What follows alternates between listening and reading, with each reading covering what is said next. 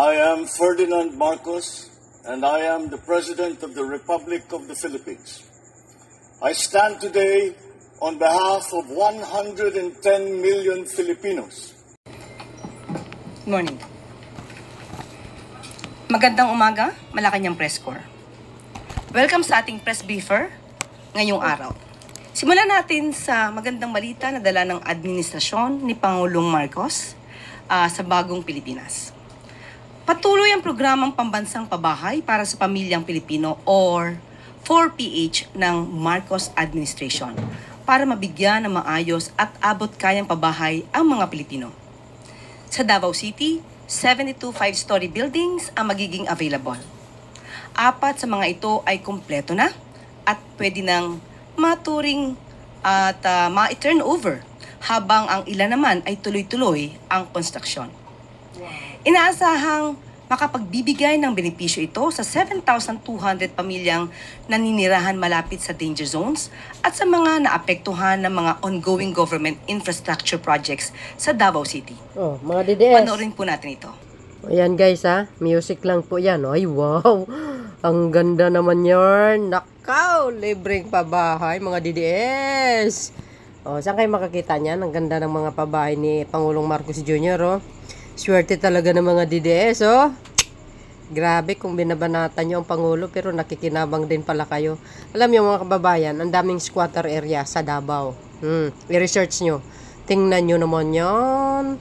Wow, 7,200 na beneficiaryo ang makakatanggap niyan.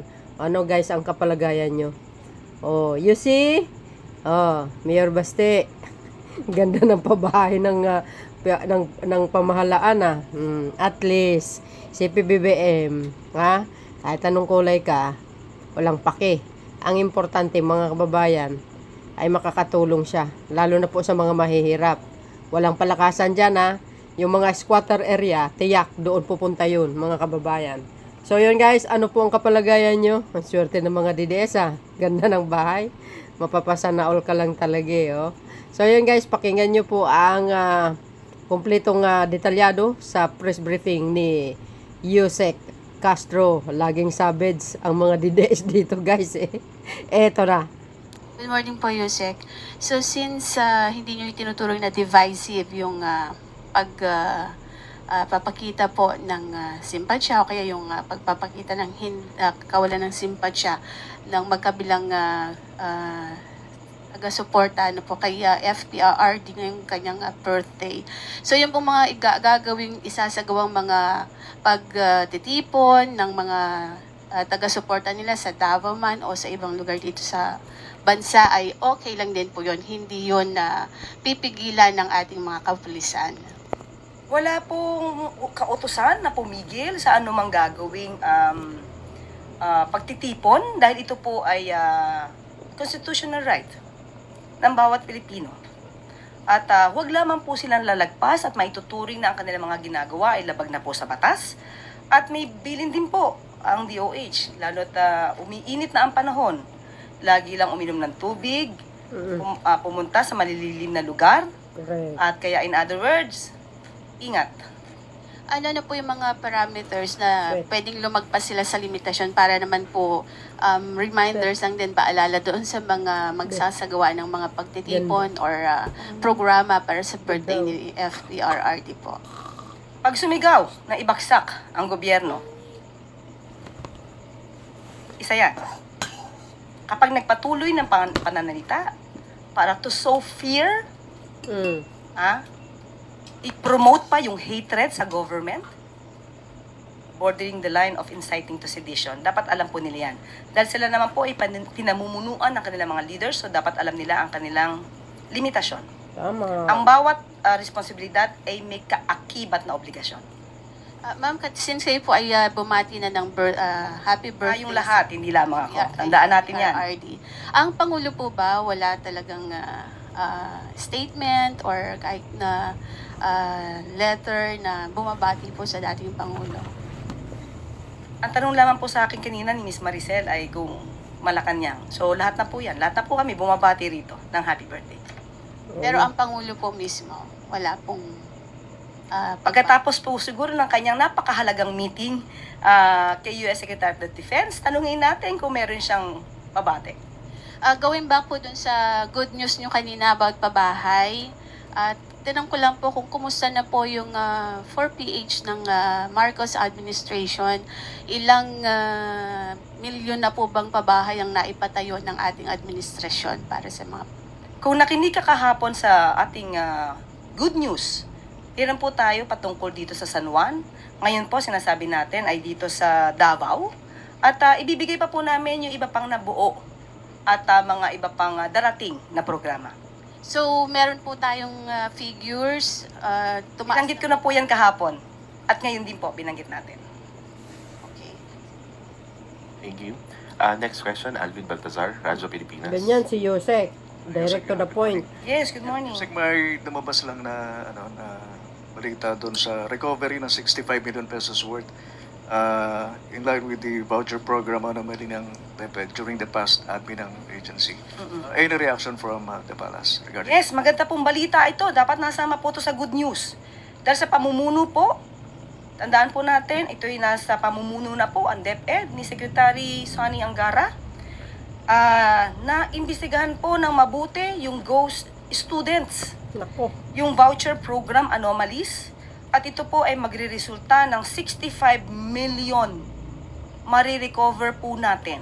Wow. Tandaan po natin, itong mga ghost students na to ay nagsimula noong 2021 to 2022 at 2022 to 2023. Ito po ay panahon ni dating Pangulong Duterte at panahon nung naging DepEd Secretary Hala. si VP Sara. So, with this result, we can now say that DepEd will not be put to dumpster. Agoy. Hindi po mapupunta sa basurahan ngayon ang DOH dahil may ginagawa.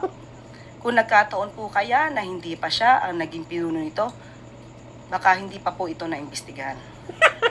At hindi natin marirecover ang 65 million pesos Agoy. na pondo mula sa mga ghost students. Sabit ko na ba ng mga DDS?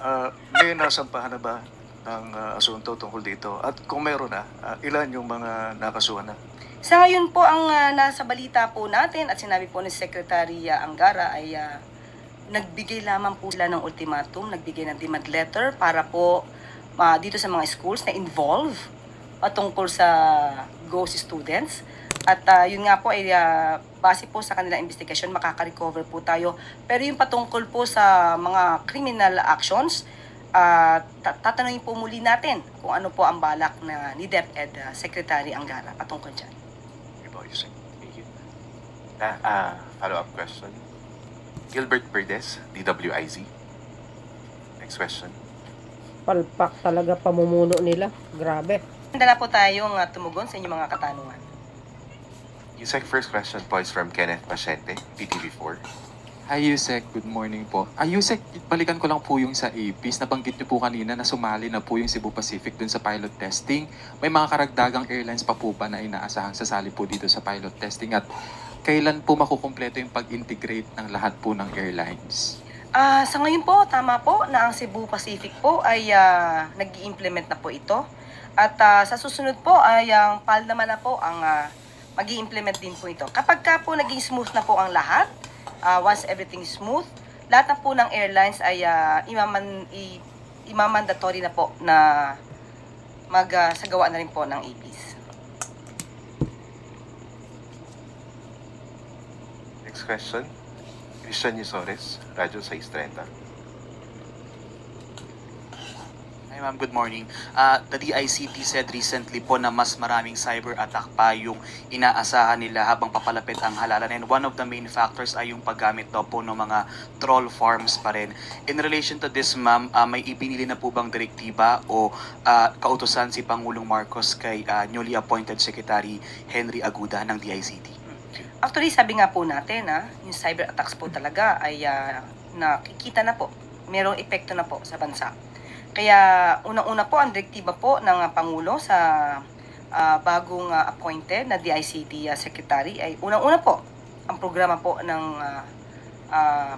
administrasyon patungkol po sa digitalization, pati po yung internet connectivity across the country, and of course, cybersecurity ang kailangan nating pagtuunan, lalo-lalo po sa ngayong panahon na mayroong pangangampanya at a campaign period.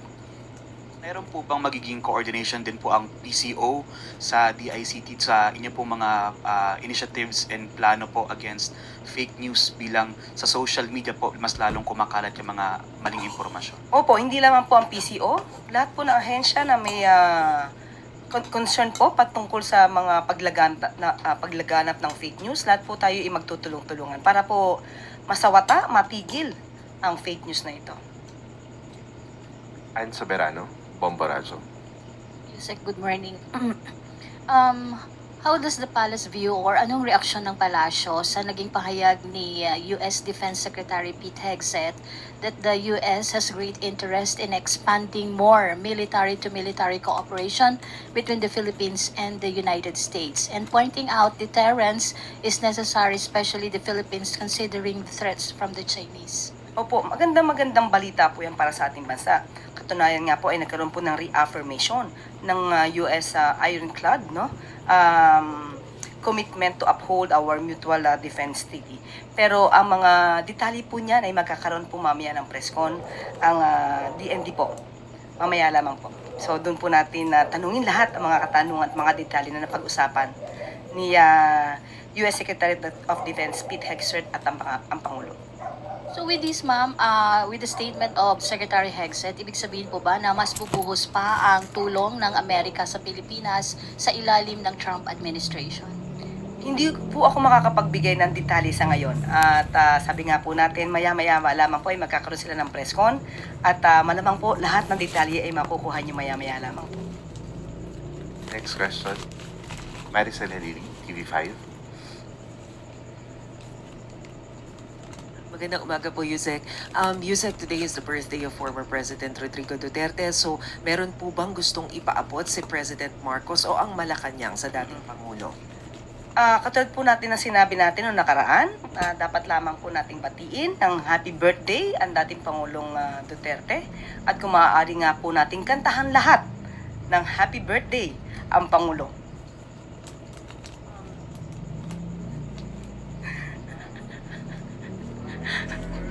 Day To you. Maiksi lang. Happy birthday to you. Oh. And of course, we wish more years to come. We also wish good health, good Tama. fortune. Kailangan po niya yan. Oh, di ba? Of course, ma'am, ngayon habang sineselebrate yung birthday ni FPRRD, we're also expecting different activities both from pro and anti-Duterte. And obviously, this is very divisive. So, what's your assessment on this? Do you see this as a failure on the part of government, not just on the part of administration, but on the part of VP Sara as well, considering that the brand of unity has always been the campaign of PBBM since day one? Actually, I believe it's only the pro-Duterte groups that have the activities to be conducted today. But with regard to the administration, we do not have any activity to celebrate the birthday. Kasi ma'am, sa Netherlands na mga victims na maggagawa rin. But anyway, hindi po natin kasi ito hindi natin mapipigilan kung ano mang gusto na gawing activity ng mga di umano mga biktima o yung mga nakikisimpatya sa mga naging biktima. Tama naman po, siguro dapat malaman din po ng buong mundo na hindi lamang po ang interes ng dating Pangulong Duterte ang madinig, pati po yung interes ng mga nabiktima ang dapat madinig ng buong mundo. Hindi po natin masasabing divisive ito dahil sila nagsasabi lang ng kanilang mga hinaing, ng kanilang mga sentiments, ng kanilang mga opinion, at it's just a freedom of expression. So, hindi po natin ituturing ito na divisive. Next question. Follow-up question. Magandang umaga po, Yusek. Baka may mensahe lang po yung Malacanang sa mga local candidates po ngayong umarangkada na yung campaign period at full implementation ng Penera Doctrine. Alam naman natin, itong doctrine ito sinasabi na walang premature campaigning until dumating yung campaign period. Paano magkakaroon ng premature campaigning? Kung candidate ka, consider ka lang na candidate kapag ka nandiyan na yung campaign period. Anyway, ang paalala lang po natin sa lahat ng mga kakandidato, huwag lumabag sa batas. Correct. Unang-una, kasi kayo po yung magsisilbing leader eh. So, dapat kayo po yung manguna na sumusunod sa batas. Tama. So, yun lang po yung paalala natin. Saka baka may mensahe din po kayo o babala po sa mga miyembro po ng PNP, FP na laban ho sa possible na pakikilahok sa anumang election activities at syempre pagpapagamit po sa mga politiko. Yes, of course. Ang PNP kasi dapat it should remain apolitical. So, wag pagpapagamit, tama po, wag magpagamit sa politiko, wag magpagamit sa damdamin. Alamin nila, tandaan nila na ang kanilang trabaho ay manatiling loyal sa bansa, loyal sa konstitusyon. Yun lang po. Correct. May isa pa po akong tanong.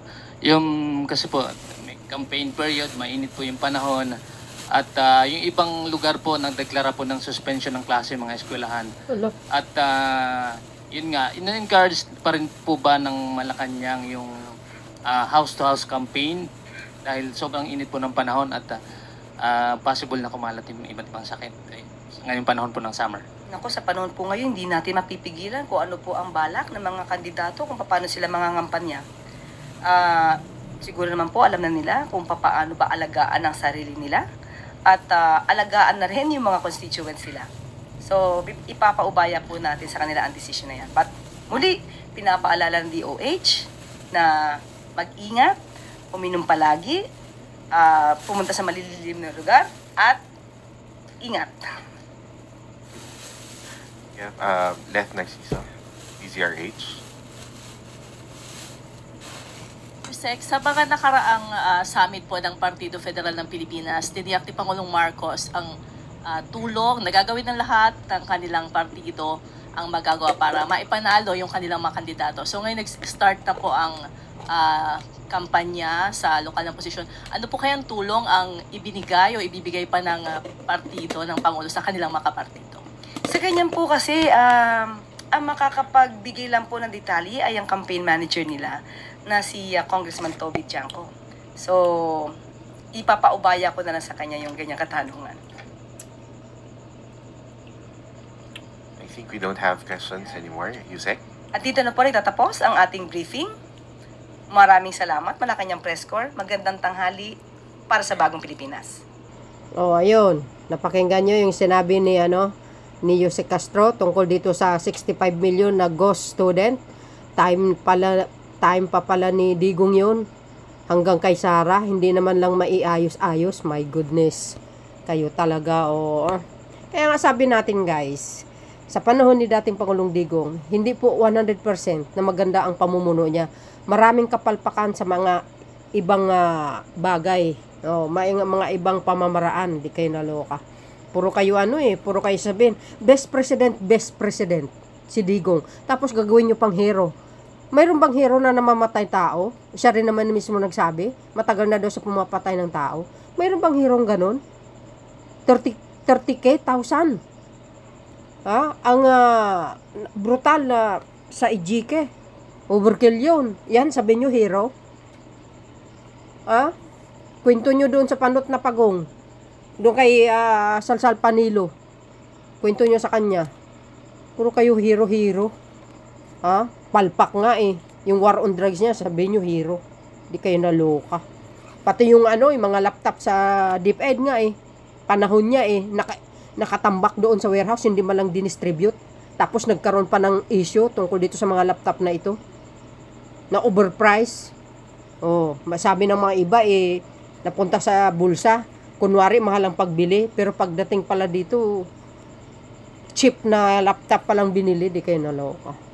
So, yun guys. Kayo nung pang balang musga. See you again on my next upload video. Ganyan talaga. Laging savage. Supal palagi ang mga DDS kay Yusek Castro. That's why I love this Yusek talaga. Galing talaga niya. Sumagot. At may basihan naman. Laging supalpal ang mga dis. Shout out sa inyo mga beswa. See you again on my next upload video. Bye bye bye. And mabuhay. God bless Philippines.